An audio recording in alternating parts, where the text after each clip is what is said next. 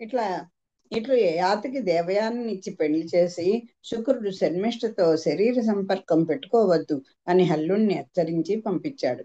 పిమ్మట దేవయాని యయాతి వలన యదు యదు తుర్వసులు అనేటువంటి కొడుకులను కన్నది. ఒకనాటి రాత్రి ఋతుమతి అయిన దేవయాని బయట ఉండగా అతని కోసం కనిపెట్టుకుని ఉండిన శర్మిష్ఠ మన్మథుని పూల బాణాలకు జంకి ఒంటరిగా యయాతి దగ్గరకు వెళ్లి తన కోరికను వెల్లడించింది. ఈవిడ మీద అసలే కక్ష కాపు ఉంది కదా, అంచేత ఆ యయాతిని ఎలాగైనా తనకు లొంగ తీసుకోవాలనుకొని ఏంటి ఆ రతి క్రీడల్లో ఆవిడ మనసు పడినదై ఈ యయాతి దగ్గరికి వెళ్ళింది. ఆ టైంలో ఆ దేవయాని ఋతుమతి ఉన్నది. అంచేత ఆవిడ బయట ఉండగా చూసి ఈవిడ యయాతి దగ్గరికి వెళ్ళింది. శుక్రాచార్యులు యయాతికి శాపం వచ్చుట. అలా ఒకలాడి వస్తే ఎవరైనా సరే ఎంతటి తన వివేకాన్ని కోల్పోతాడు కదా, అది చెప్తున్నారు ఇప్పుడు. ఆ జవరాలించూచి మనమా పంగలేక మనోభవార్తుండై ఆ జన భర్త మున్ను కవి ఆడిన మాట తలంచి అయినన్ చేతోజ సుఖంబులంతని పెన్ త్రోవంగ వచ్చునే దైవయోగముల్ రాజట సద్రహస్యమట రాజకుమారిని మాననేర్చునే. ఆ జవరాలిని చూసి మనం ఆపంగలేక, మనసుని కంట్రోల్ చేసుకోలేక మనోభవార్తుండై, ఆ మనసు ఆతితో ప్రతి క్రీడలకి తొందరపడిపోతున్నటువంటి మనసు కలవాడే ఆ జనభర్త ముందు కవి ఆడిన మాట తలంచి అయినని, పాపం మామగారు చెప్పారు కదా, నాయన నువ్వు ఆ శర్మిష్ఠతోటి సంబంధం పెట్టుకోకు, వాళ్ళ వగలాడులు అని అన్ని చెప్పి వెళ్ళినా పాపం ఆ మాట గుర్తున్నప్పటికీ ఇక్కడ ఆవిడతోటి సర్వసుఖాలు అనుభవిస్తూ ఉన్నాడు. అనుకొని ఇలా అంటున్నాడు, ఏమని? త్రోవంగన్ వచ్చునే దవ్యయోగముల్ రాజట సద్రహస్యమట రాజకుమారుని మాన నేర్చునే. దవ్యయోగం అలా ఉంటే ఎవరు దాటగలరు? అలాంటి అంత రాజు అయితే మాత్రం తానేమో రాజు, పైగా గుట్టు చప్పుడు కాకుండా ఏకాంతంలో హాయిగా సుఖాలు అనిపిస్తున్నాడు. అలాంటి ఆ రాజకుమార్తెని ఎలా వదులుకుంటాడు దైవయోగం బలంగా ఉన్నప్పుడు అని అంటున్నాడు. ఇట్లు యయాతి వలన శర్మిష్ఠ గర్భంపై క్రమంబున దృహ్యుండును ననువును పూరువును అనువారి ముగ్గుర్ని తనయులున్ కాంచే అంత దేవయాంత వృత్తాంతంబయు ఎరింగి కోపించి శుక్రుని కడ కుంచని క్రోధమూర్చితయైన సమయమున యయాతి వెంటంజని. ఇట్లా యయాతి వల్ల శర్మిష్ఠ గర్భవతి అయింది. వీళ్ళకి 3 కొడుకులు పుట్టారు. ఈవిడికి ద్రహ్యుడు, అనువు, పూరువు అనేటువంటి 3 కొడుకులను ఆ యయాతి వలన పొందింది. పిమ్మటేమో దేవయానికి ఈ సంగతి అంతా తెలుసుకుంది, కోపించింది, తండ్రి దగ్గరికి వెళ్ళింది. అట్లా కోపంతో ఒళ్ళితేని స్థితిలో ఉన్నటువంటి దేవయాని వెంటపడి యయాతి ఆమెతో ఇట్లా అన్నాడు. ఆ భార్యకి కోపం వచ్చిందని తెలిసింది, తండ్రి దగ్గరికి వెళ్ళిపోతానని తెలిసి అలా ఒళ్ళు తెలియని కోపంతో ఉంది ఆవిడ వెనకాల పడ్డాడు యయాతి. ఆమెతో ఇట్లా అంటున్నాడు, మా అమ్మకేల చెప్పమాను సరోజాక్షి ధనుజ తనయన్ పొంది తప్పుబడి తిన్ కామినైన నన్ను కరుణింపు పతి మాట తండ్రి మాట కంటెంతగును నీకు. ఇదిగో మంచివాడైనా చెడ్డవాడైనా ఆ భర్త మాట వినడమే నీకు మంచిది తల్లి. నేను ఏదో తప్పు చేశాను, ఈ సంగతి అంతా మామగారి దాకా ఎందుకులే, నీవు ఆయనతో చెప్పద్దు. రాక్షసుడి కూతుర్ని పొంది నేను తప్పు చేశాను, నీ పట్ల అమరక్తుడనైన నన్ను కనికరించు. నాకు నువ్వంటే ఎంత ప్రేమ తెలుసు కదా, కానీ ఏదో క్షణిక ఆవేశంలో అలా రాక్షస స్త్రీతో నేను కూడి తప్పు చేశాను, నన్ను కనికరించు. ఇల్లాలకి తండ్రి మాట కంటే భర్త మాటే మన్నింపదగింది కదా అని బతిమాలుకుంటున్నాడు. అని పలికి పాదంబుల కరంగిన అయ్యింతి ఒడంబడకయుండే అంత ఎరింగి శుక్రుండిట్లనియే. ఈయనకి అర్థమైపోయింది, శుక్రాచార్యులు అప్పటికే ఈ విషయం తెలుసుకున్నాడు వచ్చేసి అని చెప్పి యయాతి కాళ్ళవేడ పడినను ఆమె సుతరాము ఒప్పుకోలేదు. పిమ్మట ఆ విషయం తెలుసుకొని శుక్రుడు ఇలా అన్నాడు, నా మాటందోచి దానవ భామను పొందితివి ధరణి పాలక తగవే ఏ మాట ఏది రూపము కాముకులకున్ లో లోలుపులకున్ కలవే నిజముల్. నువ్వు నాకేం చెప్పావు? ఆడిన మాట తప్పావు కదా. నేను వాళ్ళతో ఎవరితో పొంది పెట్టుకోవద్దు అని చెప్పాను కదా. నా మాటను త్రోచి దానవ భామను పొందితివి. అదిగో ఆ రాక్షస స్త్రీని పొందావు. ధరణపాలక తగవే, నీకే తగ్గుతాయిలే. ఆయన ఏ మాట ఏది ఏ మాట నువ్వేమన్నావు? ఏది రూపము? ఏది నీ స్వభావం ఏంటి? నువ్వేమిటి? నీ మాట ఏమిటి?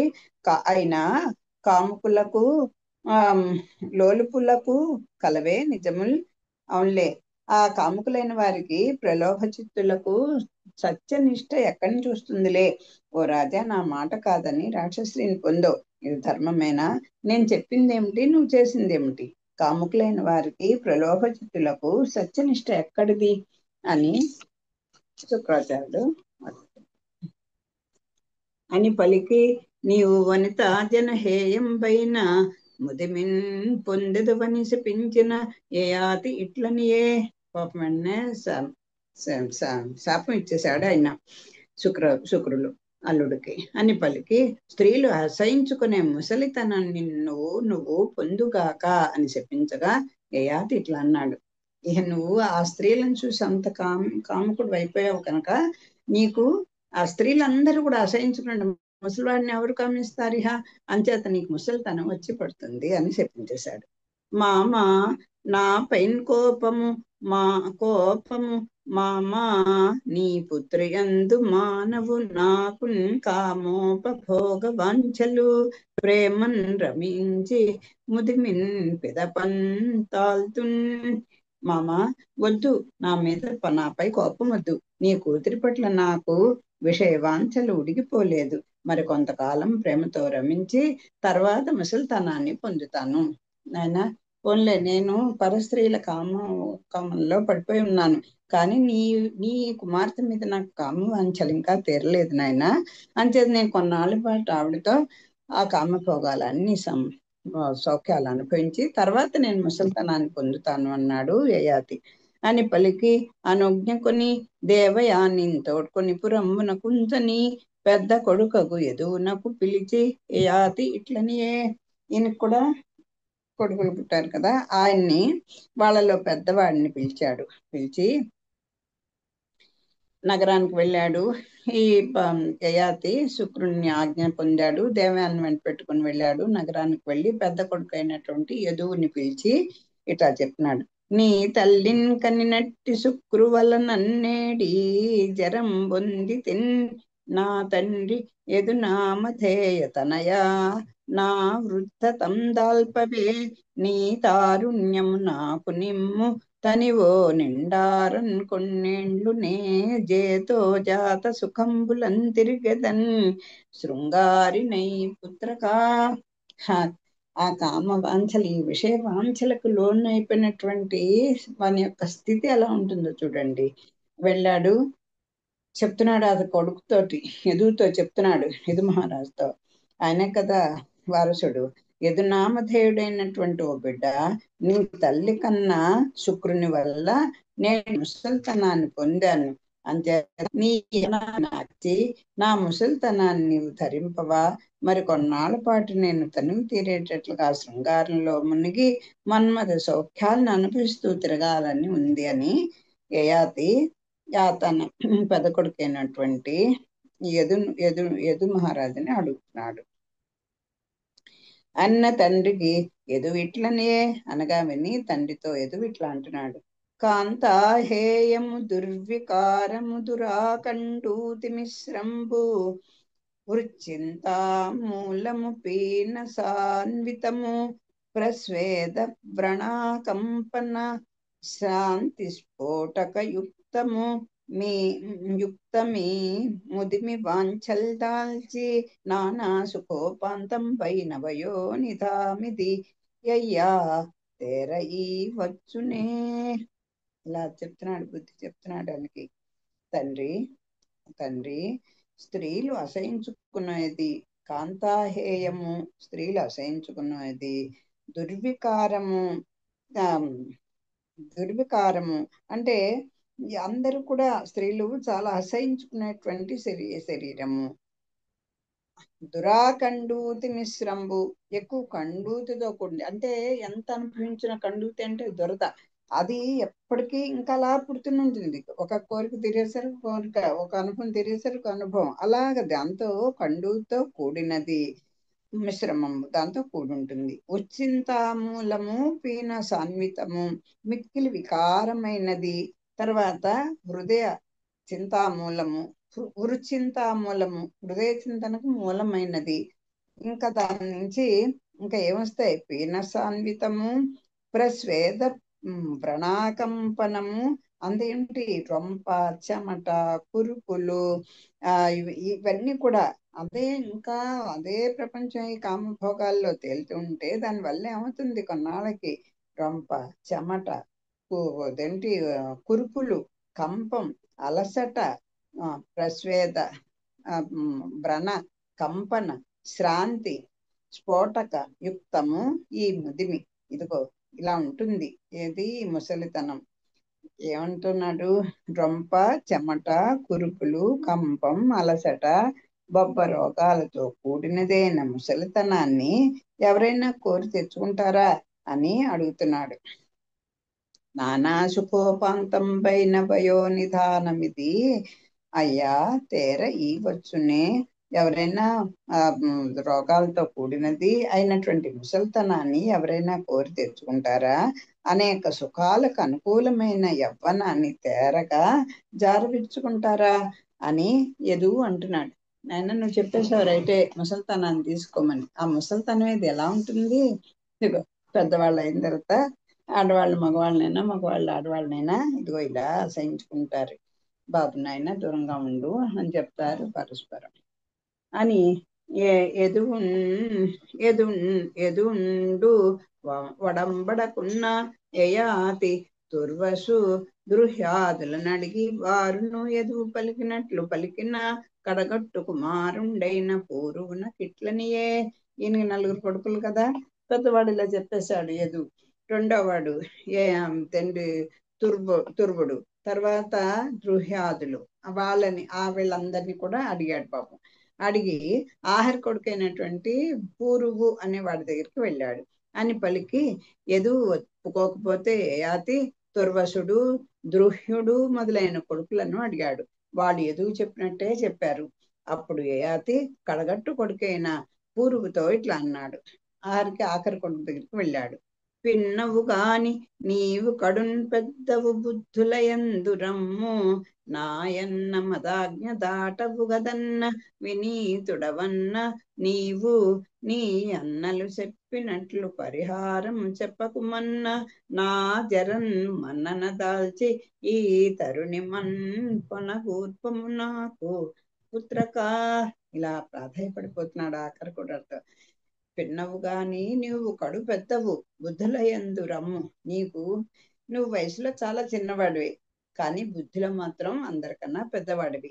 నా అన్న, తండ్రి, నా బిడ్డ, మాది ఆజ్ఞను దాటవు కదన్నా. నేను ఏదైనా అడిగితే నా ఆజ్ఞని నేను ఇలా చెయ్యంటే నువ్వెప్పుడు జబదాటవు కదా.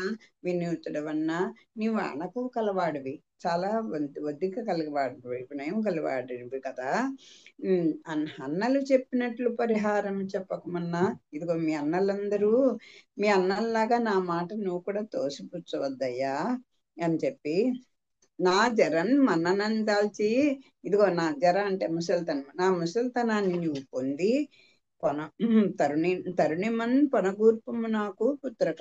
నీ యవ్వనాన్ని మాత్రం తరుణం అంటే యవ్వనం కలవాలి, ఆ యవ్వనాన్ని నాకు ఇవ్వు అని ఆ ఆఖరి కొడుకుని ప్రాధాయపడ్డాడు యయాతి. అని విని గురు భక్తి గుణాధారుండైన పూరుండిట్లనియే, అనగా పెద్దల పట్ల భక్తి కలిగిన గుణవంతుడైన పూరుడు ఇట్లా అన్నాడు. అయ్యా నన్నిటు వేడనేల భవదీయాజ్ఞాసముల్లంఘనం, అయ్యుండన్ పరిహారమున్ బొడువనే నయ్యాయినే, నీ జర నెయ్యన్ పొప్పంగం దాల్చి ఆ తరుణమన్నీకిచ్చెదన్ పంపినన్ కయ్యంబాడడి పుత్రకుండు క్రిమి సంకాసుండున్ గాకుండునే. తండ్రి పెద్దవాళ్ళు ఏదన్నా అడిగితే చెయ్యకపోతే వాడు ఎలాంటి వాడో చెప్తున్నాడు. తండ్రి నన్ను ఇటు వేడనేలా నన్ను ఏమన్నా ఇంత వేడుకోవాలా, దానికి అంత ఇదిగా అడగాలండి నాన్నగారు అని చెప్తున్నాడు. నీ ఆజ్ఞను మీరి మీకు అడ్డం చెప్పడానికి నేనేమన్నా అధార్మికున్నా? ధార్మికత అంటే ధర్మపరుడిని కాదా నేను? చెప్పండి, నేనేమన్నా ఆ ధర్మం తెలియని వాడినా? మీ ఆజ్ఞను మీరి మీకు అడ్డు చెప్పడానికి నేను అధార్మికుడునా? అంచేత ఈ ముసలితనాన్ని సంతోషంతో స్వీకరించి నా యవ్వనాన్ని మీకు ఇస్తాను. తండ్రి ఆజ్ఞాపిస్తే కాదని తగాదా పెట్టుకునే కొడుకు ఎవరుట? క్రిమి సంకాసుండు కాకుండానే కయ్యంబాడడి మీకు ఇచ్చదని పంపినన్ కయ్యంబాడడి పుత్రకుండు క్రిమి సంకాసుండున్ కాకుండునే. తండ్రి ఏదన్నా ఆజ్ఞాపిస్తే కాదని తగాదా పెట్టుకునేటువంటి కొడుకుట క్రిమి సంకాసుండు. క్రిమి అంటే కీటకము, ఒక పురుగుతో సమానుడు కదా అని చెప్తున్నాడు.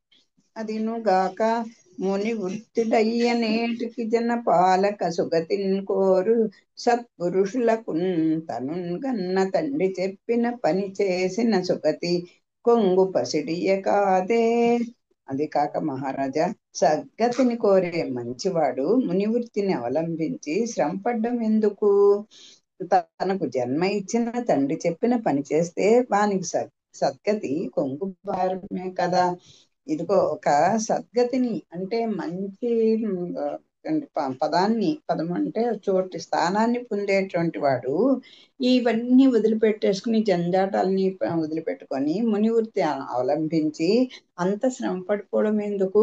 అంచేత ఆ పెద్దలు చెప్పినట్టు చేసేస్తే వాళ్ళకి ఆ సద్గతి అనేది కొంగు బంగారమే కదా. కొంగును కట్టుకున్న బంగారం ఎప్పుడు కావాలంటే అప్పుడు హాయిగా వాడుకోవచ్చు కదా.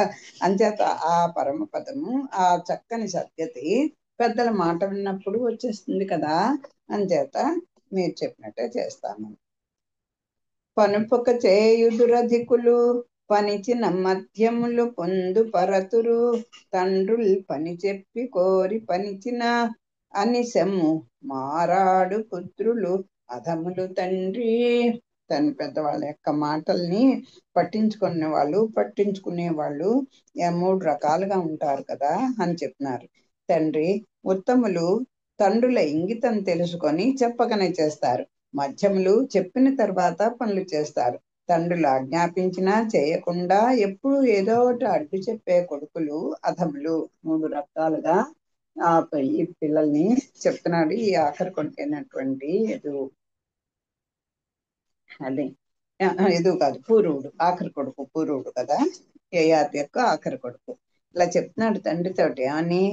పనుపక చేయుదురు అధికులు, వాళ్ళు ఏమి చెప్పకుండానే చేస్తారు. ఉత్తములైన వాళ్ళు ఆ తండ్రి పెద్దవాళ్ళు చెప్పకుండానే వాళ్ళ మనసులో ఏదుందో తెలుసుకొని చేసేస్తారు ఉత్తములైనటువంటి బిడ్డలు.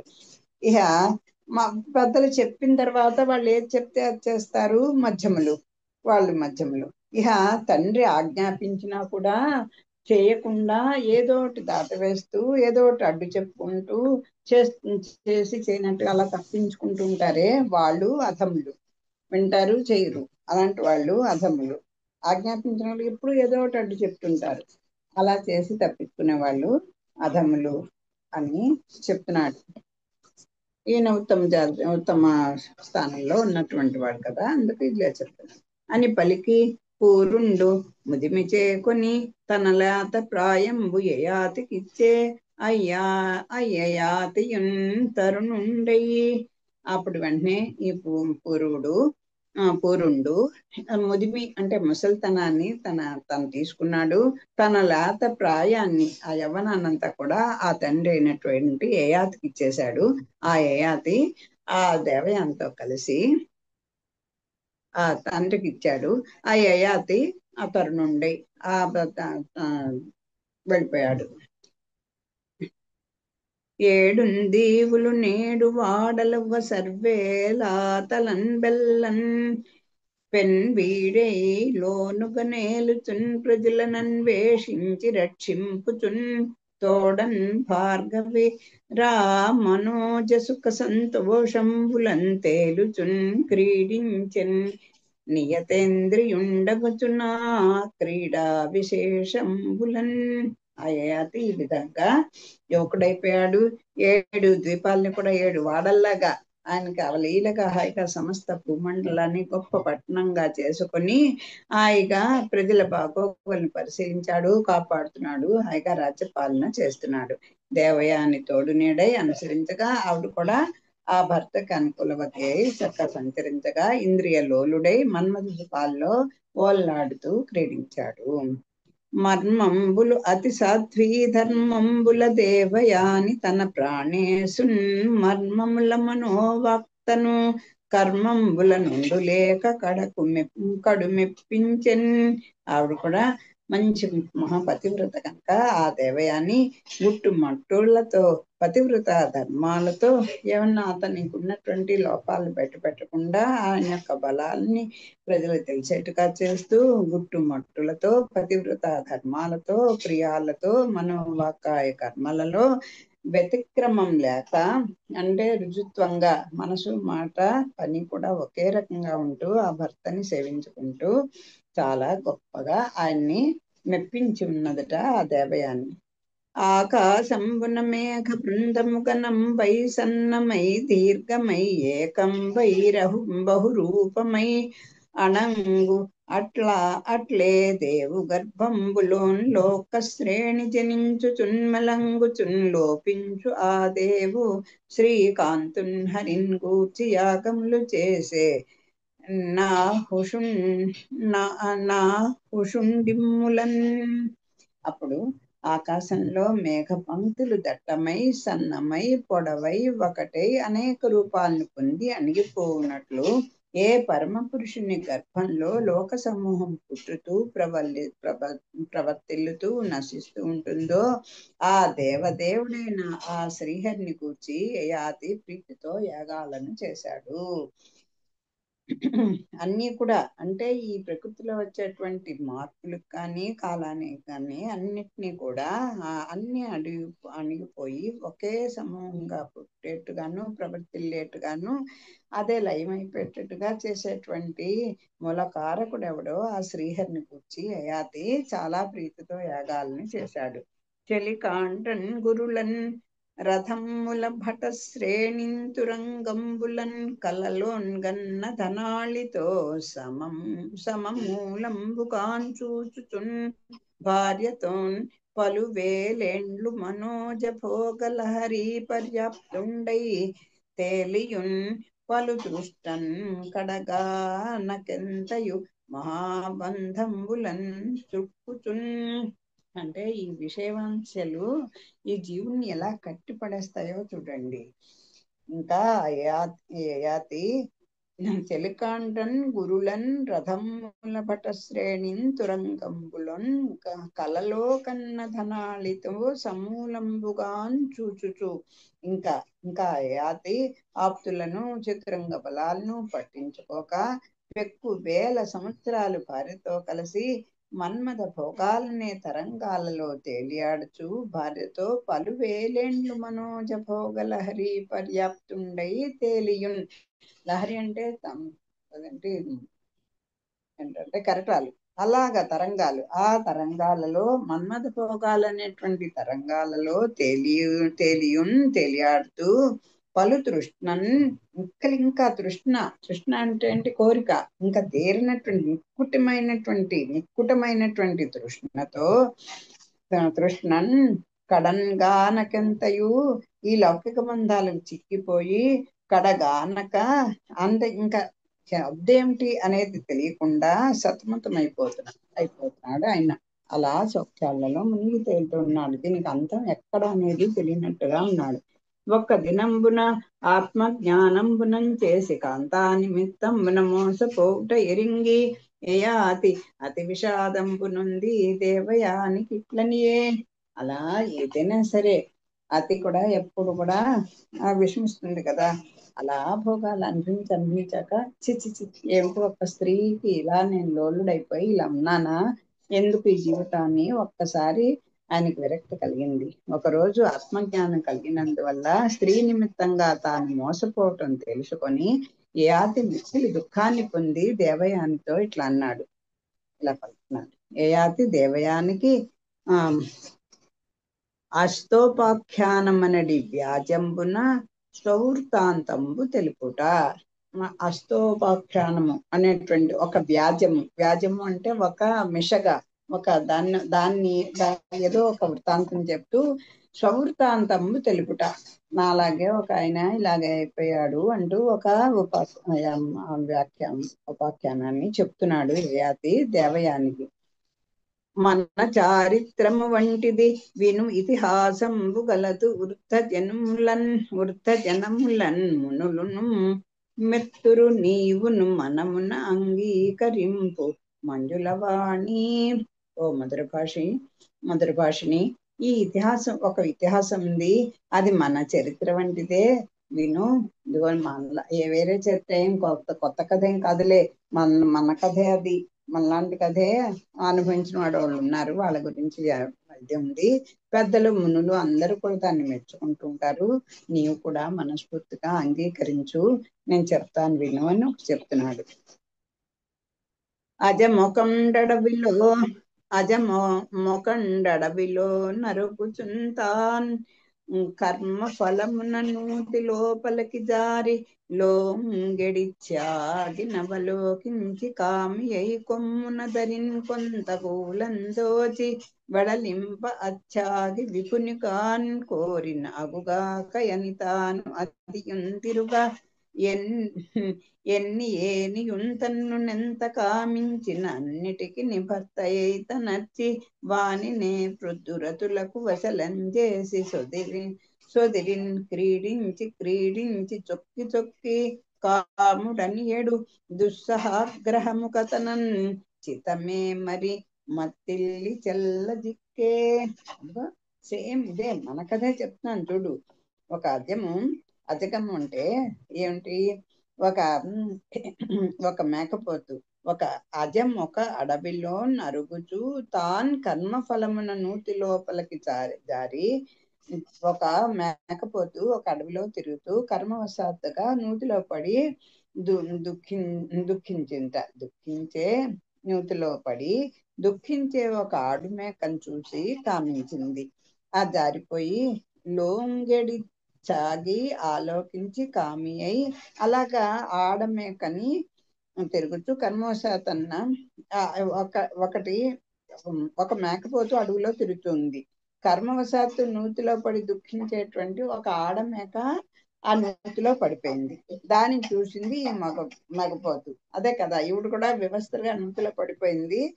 ఈ యాతేమో ఆవిడని చూసి పైకి లాగాడు కదా. ఇక్కడ కూడా అదే జరుగుతుంది చూడండి. ఆడమేకేమో ఆ నూతిలో కర్మవశాత్తు పడిపోయి దుఃఖిస్తోంది. దాన్ని చూసి ఈయన ఆ ఆడమేకను చూసి కామించింట ఈ మేకపోతు. తన కొమ్ములతో ఒడ్డును కొంత వెడలింపన్ లోంగెడిన కామి కొమ్మునన్ ధరిన్ కొంత కూలంద్రోచి, తన కొమ్ములతో ఒడ్డును కొంత కూల్చి దాన్ని బయటపడేటట్లు చేసింది. ఆ పైకి కొంచెం దారులు చేసుకుని దాని పైకి తీసుకొచ్చింది.